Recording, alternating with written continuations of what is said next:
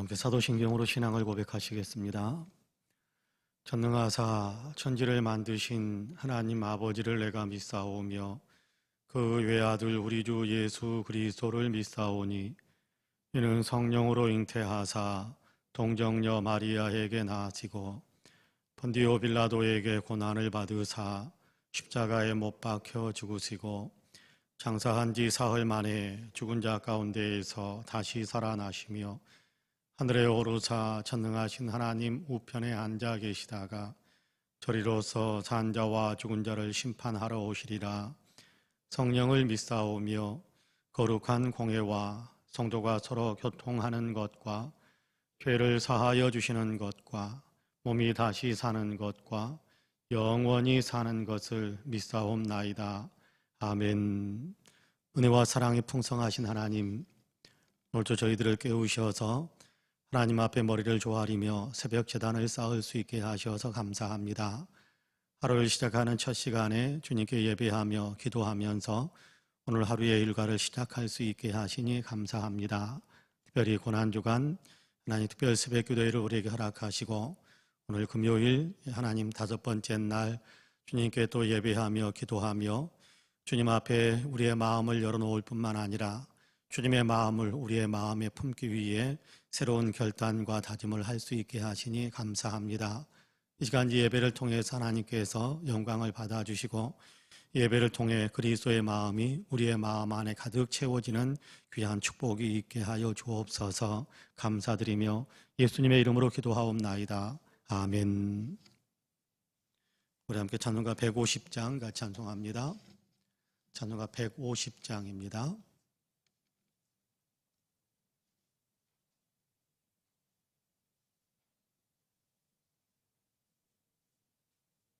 (150장)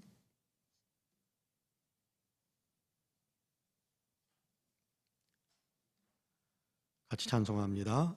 갈보리 산 위에 십자가 섰으니 주가 고난을 당한 표라. 험한 십자가를 내가 사랑함은 주가 보혈을 흘림이라. 최후 승리를 얻기까지 주의 십자가 사랑하리. 빛난 멸류관 받기까지 험한 십자가 붙들겠네. 멸시천대 받은 주의 십자가에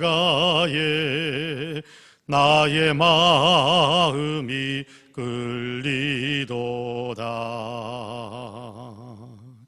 귀한 어린 양이 세상 죄를 지고 험한 십자가 지셨도다. 최후 승리를 얻기까지 주의 십자가 사랑하리. 빛난 멸류관 받기까지 험한 십자가 붙들겠네. 험한 십자가에 주가 흘린 피를 믿는 마음으로 바라보니 나를 용서하고 내 죄 사하시려 주가 흘리신 보혈이라. 최후 승리를 얻기까지 주의 십자가 사랑하리. 빛난 멸류관 받기까지 험한 십자가 붙들겠네. 주님 예비하신 나의 본향집에 나를 부르실 그날에는 영광 중에 계신 우리 주와 함께 내가 죽도록 충성하리. 최후 승리를 얻기까지 주의 십자가 사랑하리. 빛난 멸류관 받기까지 험한 십자가 붙들겠네.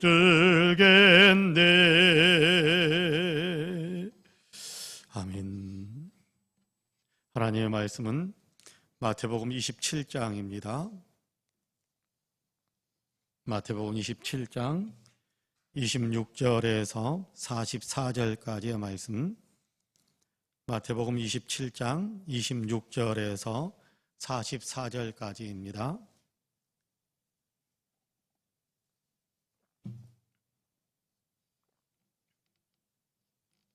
마태복음 27장 26절에서 44절까지 좀 긴 본문이긴 합니다만 한 목소리로 같이 읽겠습니다. 27장 26절에서 44절까지 우리 한 목소리로 같이 봉독하겠습니다. 이에 바라바는 그들에게 놓아주고 예수는 채찍질하고 십자가에 못 박히게 넘겨주니라. 이에 총독의 군병들이 예수를 데리고 관정 안으로 들어가서 온 군대를 그에게로 모으고 그의 옷을 벗기고 홍포를 입히며 가시관을 엮어 그 머리에 씌우고 갈대를 그 오른손에 들리고 그 앞에서 무릎을 꿇고 희롱하여 이르되 유대인의 왕이여 평안할지어다 하며 그에게 침뱉고 갈대를 빼앗아 그의 머리를 치더라. 희롱을 다한 후 홍포를 베끼고 도로 그의 옷을 입혀 십자가에 못 박으려고 끌고 나가니라. 나가다가 시몬이란 구레네 사람을 만나매 그에게 예수의 십자가를 억지로 지워 가게 하였더라. 골고다 즉 해골의 곳이라는 곳에 이르러 쓸개 탄 포도주를 예수께 주어 마시게 하려 하였더니 예수께서 맛보시고 마시고자 하지 아니하시더라. 그들이 예수를 십자가에 못 박은 후에 그 옷을 제비 뽑아 나누고 거기 앉아 지키더라. 그 머리 위에 이는 유대인의 왕 예수라 쓴 죄표를 붙였더라. 그때에 예수와 함께 강도 둘이 십자가에 못 박히니 하나는 우편에 하나는 좌편에 있더라. 지나가는 자들은 자기 머리를 흔들며 예수를 모욕하여 이르되 성전을 헐고 사흘에 짓는 자여 내가 만일 하나님의 아들이여든 자기를 구원하고 십자가에서 내려오라 하며 그와 같이 대제사장들도 서기관들과 장로들과 함께 희롱하여 이르되 그가 남은 구원하였으되 자기는 구원할 수 없도다. 그가 이스라엘의 왕이로다. 지금 십자가에서 내려올지어다. 그리하면 우리가 믿겠노라. 그가 하나님을 신뢰하니 하나님이 원하시면 이제 그를 구원하실지라. 그의 말이 나는 하나님의 아들이라 하였도다 하며 함께 십자가에 못 박힌 강도들도 이와 같이 욕하더라. 아멘. 이 말씀에 큰 은혜가 있기를 원합니다. 할렐루야. 오늘도 주회전에서 함께 새벽 제단을 쌓으시고 또 있는 초소에서 마음의 문을 활짝 주님을 향하여 열고 새벽 제단을 함께 참여하신 우리 사랑하는 모든 성도님들에게 하나님의 놀라우신 은혜와 평강이 풍성하게 임하시기를 주님의 이름으로 간절히 축복합니다. 오늘도 하나님께서 공급하시는 새 은혜로 또 새 힘과 새 능력으로 우리에게 맡겨진 하루의 일과를 아름답게 또 풍성한 열매를 맺으며 그렇게 주께 영광 돌리는 삶으로 살아가고 또 주께 영광 돌리는 그 삶의 연장선으로 이웃을 돌보고 이웃에게 긍정적인 영향력을 끼쳐서 주변에 있는 사람들을 살맛나게 만드는 그런 아름다운 삶을 우리가 함께 살아갈 수 있게 되기를 주님의 이름으로 간절히 축복합니다. 아멘. 오늘 성금요일 새벽입니다. 고난주간 가운데에서도 금요일을 성금요일 그렇게 부르곤 합니다. 그 이유는 금요일에 예수님께서 우리를 위해 십자가에 못 박혀 죽으셨기 때문에 그 죽으신 예수님께서 죽으신 그 일을 기억하고 또 감사하며 영광을 돌리는 날로 그렇게 삼았기 때문에 고난주간 가운데서도 금요일을 성금요일 그렇게 부르곤 합니다. 고난주간 성금요일 그렇게 부릅니다만 또 우리가 자세하게 어떻게 그 일이 출발되었는가라는 것에 대한 명확한 자료가 없어서 찾아보지는 못했습니다만은 한국교회가 금요일에 구역 예배를 드리고 금요일 저녁이면 심야기도 또는 철야기도를 그렇게 하나님께 올려드렸던 것도 예수님께서 금요일에 십자가를 지시고 죽으셨던 것을 기억하고 또 그 일에 참여하고 또 그 일에 감사하는 마음을 올려드리면서 모이기 시작했지 않았나 그런 생각을 합니다. 예수님께서 금요일에 십자가에서 죽으시고 그리고 제3일 일요일이죠. 일요일을 우리는 주일 그렇게 주님의 날 그렇게 부르면서 성경에서도 물론 신약 성경 몇몇 곳에서도 주님이 부활하신 날을 주일 또는 주님의 날 그렇게 명시하기도 합니다만은 그래서 일요일에 같이 모이기 시작한 주의 날 그렇게 부르면서 일요일에 같이 모여서 주일 예배를 그렇게 드려왔던 것과 같은 맥락 속에서 아마 한국교회는 금요일에 그렇게 구역 예배로 또 금요 기도회로 같이 모이기 시작했다라고 저는 이해를 하고 있습니다. 예수님은 고난주간 새벽에 붙잡히셔서 대제사장의 뜰로 끌려가셨고 그리고 다시 빌라도의 뜰로 끌려가가지고 빌라도에게 사형 선고를 받게 되지요. 그래서 골고다까지 올라가셔서 금요일 오전 9시경에 십자가에 못 박히셨고 금요일 오후 3시경에 예수님께서 숨을 거두셨습니다. 오후 6시쯤 되면 해가 지기 시작하는데 해가 지기 시작하면 금요일 해가 지기 시작하면 그때부터 유대인의 안식일이 시작이 됩니다.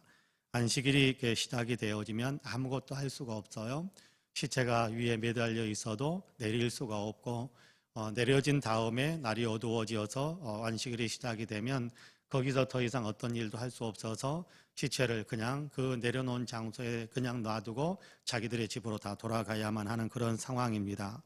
그래서 안식일이 시작되기 전에 아리마대 사람 요셉이 빌라도에게 가서 예수님의 시신을 나에게 좀 넘겨달라라고 부탁을 했고 그렇게 해서 그렇게 예수님이 죽으신 것을 확인하고 시신을 넘겨주니까 아마 아무리 빨라도 4시 이렇게 그 이전은 아니었을 것 같아요. 4시, 3시에 운명하시고 4시쯤 서둘러서 십자가에서 예수님의 시신을 내리고 그리고 남겨진 1-2시간 안에 굉장히 서둘러서 예수님의 시신을 가까운 곳에 아리마대 사람 요셉이 자기를 위해서 예비해 놓은 자기가 죽으면 들어가기 위해서 이렇게 만들어 놓은 그 무덤에 예수님을 안치했습니다.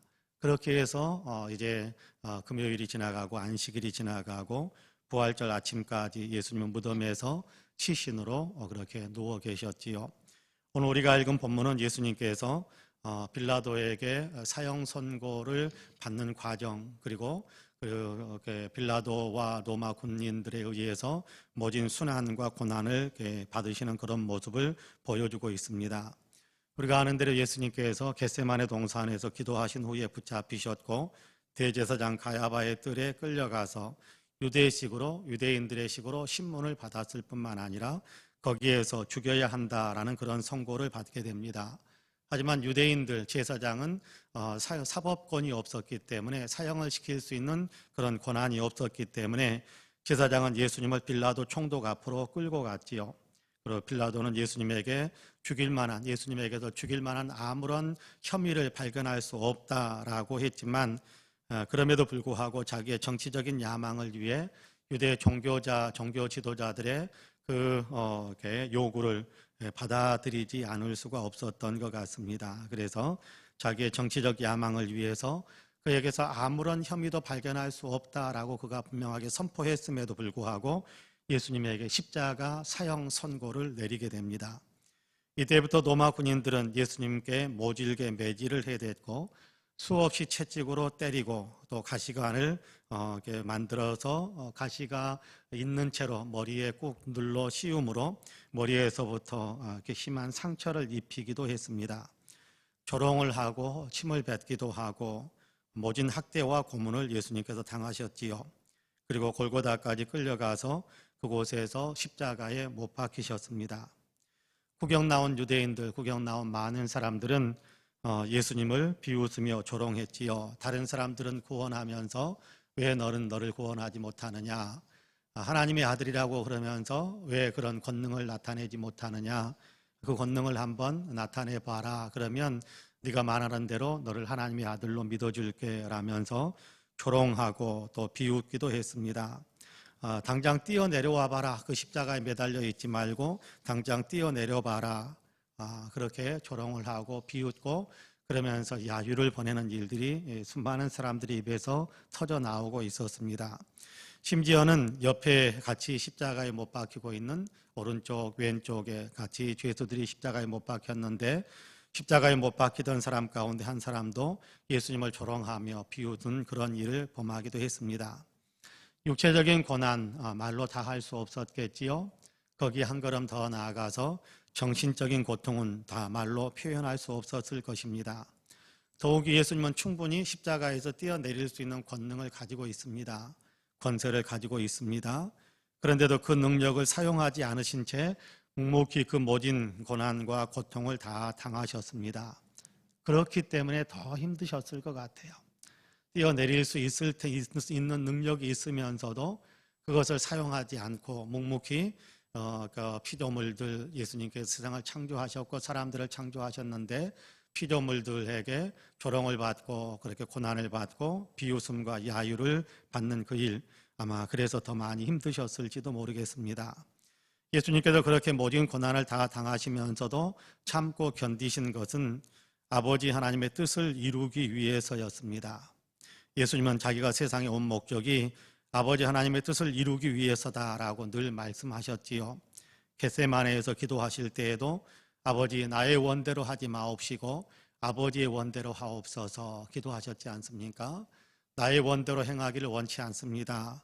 아버지의 뜻을 이루기 위해서 기꺼이 제가 이 잔을 마시겠습니다 라고 고백하며 기도하셨던 분이 예수님이십니다. 고난당하면서 고통을 겪으면서 죽는 것이 아버지의 뜻임을 알기에 주님은 모든 고난과 고통을 묵묵히 견디시며 그렇게 십자가에서 죽어가신 겁니다. 일찍이 하나님께서는 이사야 선지자를 통해 메시아를 보낼 것에 대한 이야기를 하셨을 뿐만 아니라 메시아로 보내는 그 사람이 어떤 일을 겪게 될 것이다 라는 것까지 수없이 많은 이야기를 들려주셨지요. 하나님께서 보내시는 메시아는 고난받는 종이 될 것이다 라는 것에 대한 이야기를 이사야 선지자를 통해서 하나님께서는 많이 예언해 놓으셨습니다. 그 예언해 놓은 고난받는 종의 노래라고 이사야서에서 알려져 있는데 그 가운데 한 부분 이사야 53장 4절 이하에서는 하나님께서 이렇게 메시아의 죽음에 대한 예수 그리스도의 죽음에 대한 부분을 이렇게 예언해 놓고 있습니다. 제가 좀 길게 읽어보겠습니다. 이사야 53장 4절 이하의 말씀입니다. 그는 실로 우리의 질고를 지고 우리의 슬픔을 당하였거늘 우리는 생각하기를 그는 징벌을 받아 하나님께 맞으며 고난을 당한다 하였노라. 그가 찔림은 우리의 허물 때문이요 그가 상함은 우리의 죄악 때문이라. 그가 징계를 받음으로 우리는 평화를 누리고 그가 채찍에 맞음으로 우리는 나음을 받았도다. 우리는 다 양 같아서 그릇 행하여 각기 제 길로 갔거늘 여호와께서는 우리 모두의 죄악을 그에게 담당시키셨도다. 그가 곤욕을 당하여 괴로울 때에도 그의 입을 열지 아니하였으며 마치 도수장으로 끌려가는 어린 양과 털 깎는 자 앞에서 잠잠한 양같이 그의 입을 열지 아니하였도다. 그는 곤욕과 신문을 당하고 끌려갔으나 그 세대 중에 누가 생각하기를 그가 살아있는 자들의 땅에서 끊어집은 마땅히 형벌받을 내 백성의 허물 때문이라 하였으리요. 그는 강포를 행하지 아니하였고 그의 입에 거짓이 없었으나 그의 무덤이 악인들과 함께 있었으며 그가 죽은 후에 부자와 함께 있었도다. 여호와께서 그에게 상함을 받게 하시기를 원하사 질고를 당하게 하셨은즉 그의 영혼은 속건제물로 드리기에 이르면 그가 씨를 보게 되며 그의 날은 길 것이요 또 그의 손으로 여호와께서 기뻐하시는 뜻을 성취하리로다. 그가 자기 영혼에 수고한 것을 보고 만족하게 여길 것이라.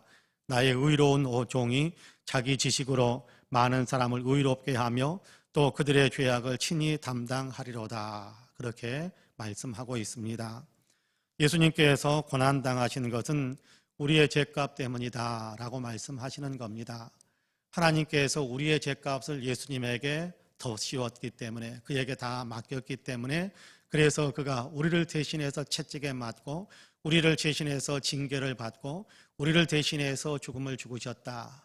그로 인해서 우리가 평화를 누리고, 그로 인해서 우리가 용서함을 받고, 그로 인해서 우리가 나음을 얻고, 그로 인해서 우리가 의롭다고 인정함을 받을 수 있게 되었다라는 것에 대한 이야기를 들려주고 있습니다. 그렇습니다. 예수님의 고난당하심은 우리의 죄값을 대신 담당하시기 위해서였습니다. 예수님은 실제로 그 모진 순환을 당하시면서 우리를 죄에서 구원해 주셨지요. 우리가 예수님을 믿는 가장 결정적인 이유가 여기에 있지 않습니까? 그분으로 인해 우리가 죄 용서함을 받기 때문입니다. 그분으로 인해서 우리가 죄에서 벗어나기 때문입니다. 그분으로 인해서 우리가 하나님 앞에 의롭다고 인정함을 받을 수 있기 때문입니다. 그분으로 인해서 우리가 하나님의 자녀가 되는 권세를 받는 자리에 설 수 있기 때문입니다. 그분으로 인해서 우리는 영원한 천국에 참여할 수 있게 되고, 그분의 부활과 함께 우리가 부활의 생명을 얻게 되는 놀라운 은혜가 우리에게 주어지기 때문에 우리가 예수 그리스도를 믿는 것 아니겠습니까? 예수 믿으면 죄의 용서를 받게 됩니다. 그렇다면 우리 죄를 위해 고난당하신 예수님께 우리는 얼마나 감사하면서 살아야 할까요?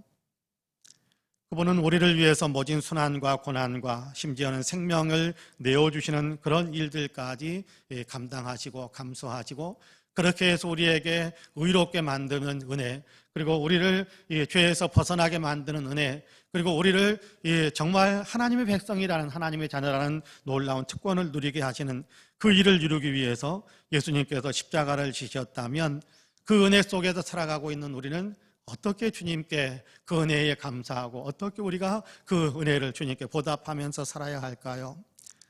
우리의 마음에서부터, 그리고 우리가 진심으로 충성스럽게, 조금 전에도 찬송을 했습니다마는 최후 승리 얻을 때까지 주의 십자가 붙들고 정말 주님 앞에서는 그날까지 믿음의 길을 굳게 지켜가면서 주님의 마음으로 우리가 세상을 살아가는, 그런 삶을 살아가는 것이 우리가 마땅히 주님께 감사를 표하는 그런 삶이 되지 않겠습니까? 나의 죄 때문에 예수님이 그 모진 순환과 죽음을 당하신 것을 알기에 이제 나는 죄를 끊어버리고 죄를 멀리하면서 살아가기를 원하고, 의로운 삶을 살기를 원하고, 내가 너희를 사랑한 것 같이 너희도 서로 사랑하면서 살라라고 말씀하신 그 부탁하신 그 말씀 그대로 우리도 서로 사랑하면서, 누구든지 우리도 서로 사랑하면서, 특별히 교회 안에서 성도들은 특별히 더 많이 서로 사랑하면서 자기의 어떤 형편만 생각하는 것이 아니라 다른 사람의 형편도 돌아보면서 주님을 기쁘시게 해드릴 수 있는 어떤 그런 삶을 살아가는 것이 마땅하지 않겠습니까? 주님은 그 일을 위해서 우리를 위해 십자가에 죽으셨거든요.